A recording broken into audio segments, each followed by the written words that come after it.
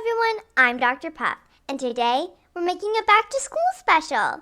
So let's go to school.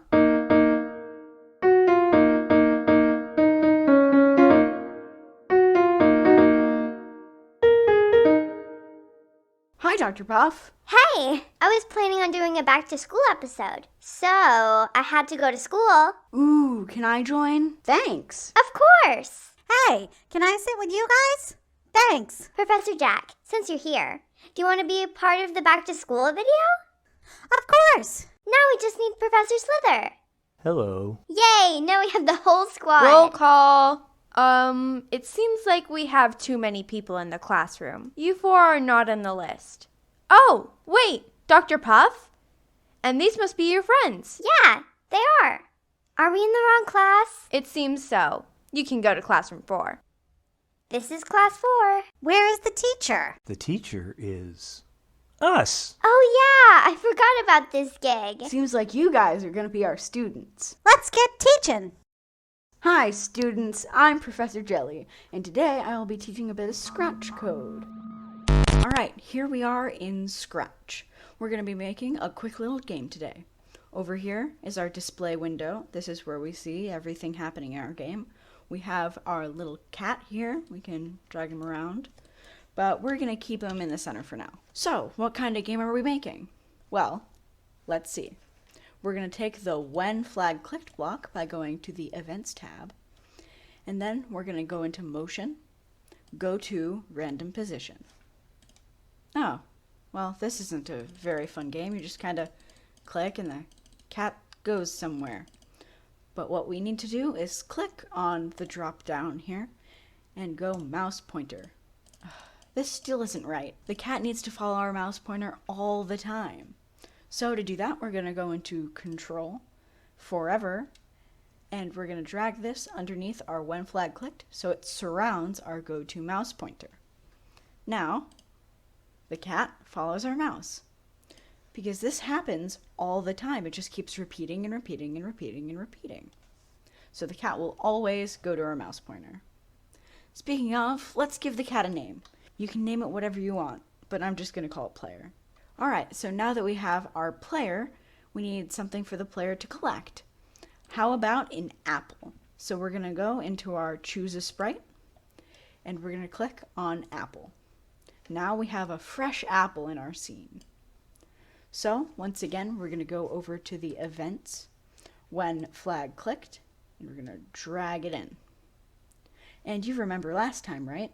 Do you remember how to get our forever loop? Well, if you don't, you click on Control, drag out the block, put it under When Flag Clicked. Alright, so the first thing that the apple needs to do is go to a random position every time the cat eats it. So, oh no, the apple's just going everywhere, all the time. Well, this is because we didn't add a special block here called the if-then statement. If whatever in here happens, then the apple's going to go to a random position. And that if is going to be our touching player. To get that block, you go into Sensing, and it's right up at the top. Then you click on it and press Player. So now, every time the player eats an apple, it moves to a different random spot. This is already pretty fun, but we definitely need a score counter. So let's go over to the side, click Variables, and let's right-click, so click the right mouse button or the right side of your touchpad, and press Rename Variable. Now you're going to call this variable Score, or whatever you want to call it. So now we're going to change the score by 1 every time the cat eats an apple. Wait a minute, we can't see our score. What are we going to do now?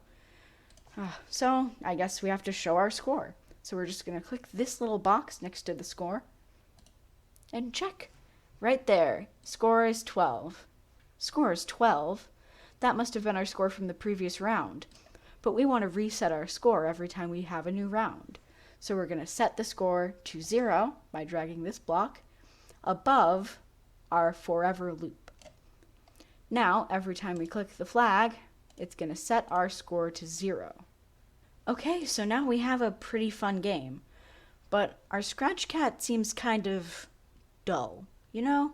It's not really doing anything interesting except following our mouse. What if it points towards our mouse so that it looks like it's walking towards it?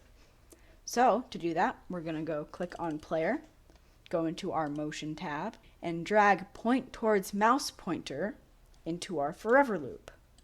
But wait a minute, it isn't working. Nothing's changed. If you've come across this problem, this means that you have your blocks ordered the incorrect way. To fix this, just drag Point Towards Mouse Pointer above Go To Mouse Pointer. And now, it's following our mouse. Look at that. And maybe we want it to walk around too. To do that, we're going to go into our Purple Looks tab and drag the next costume block into our Forever loop. So now, it's walking. Look at that. If you want to make the walk cycle a little bit slower, all you need to do is click on the Costumes tab, right-click on both of the costumes, press Duplicate. So now we have 2 versions of this costume and 2 versions of this costume. And now, the Scratch Cat is walking a little bit slower. Great. Now that we have this, what do you want to add? Maybe you want to change up the sprites a little bit. To do that, just go into our Costumes tab and click on Choose Another Costume. Maybe you want to change the backdrop color. That's great. Just choose a color that you like, click on our Square tool, and drag it in. And now the Scratch Cat is eating apples against a turquoise background. Maybe you want a sound effect every time you eat the apple. Go to the Code tab, the Sound area, and play sound chomp until done, which comes with the apple automatically. So now it chomps every time you collect it, which is great. You can add more sounds by going to the Sounds tab and pressing Choose Another Sound. Make sure your sound isn't too long, otherwise there's going to be a delay. You can find the link to my project in the description. You can remix it and do whatever you want. Hello, welcome to my class. Today we will be learning math. Let's start with addition. 5 plus 5 equals what? You can use your fingers. Hold up your hand with your fingers open. You have 5 fingers on each hand, so if you hold up your other hand, now you have 2 5s. Now, you can count the fingers all together. Do you have your answer? It's 10! Now with that technique, can you do problems like 4 plus 5, 2 plus 3? Or if you're really advanced, 3 plus 7? Anyway, I've used up my time. On to Professor Jack. Hi, I am Professor Jack. I am supposed to be doing science, but I'd rather be teaching you guys about good behavior. Don't tell Dr. Puff. This isn't going to take very long. Okay, so if you're in class, your teacher doesn't want to be dealing with misbehaving students. So here is some classroom etiquette. The first thing you do is walk into the class. You don't want to be reckless, so walk quietly into class and to your seat. If the teacher talks to you, respond. It's polite. During the majority of the class, you shouldn't be loud, but you can ask and answer questions and respond when the teacher talks to you.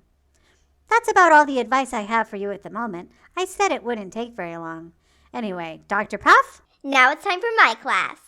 Today, everyone will be learning the types of words through song. But I am not a singer, so Professor Jelly will sing. Hit it!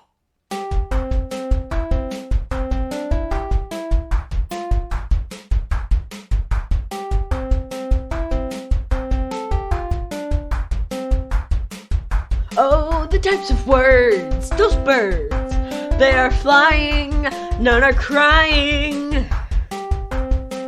Flying, crying, those are verbs. Bird is a noun. But what are nouns? Well, let us see now. Nouns are a person, place, or thing. You pass the test. Now do the rest. What are verbs? They're action words.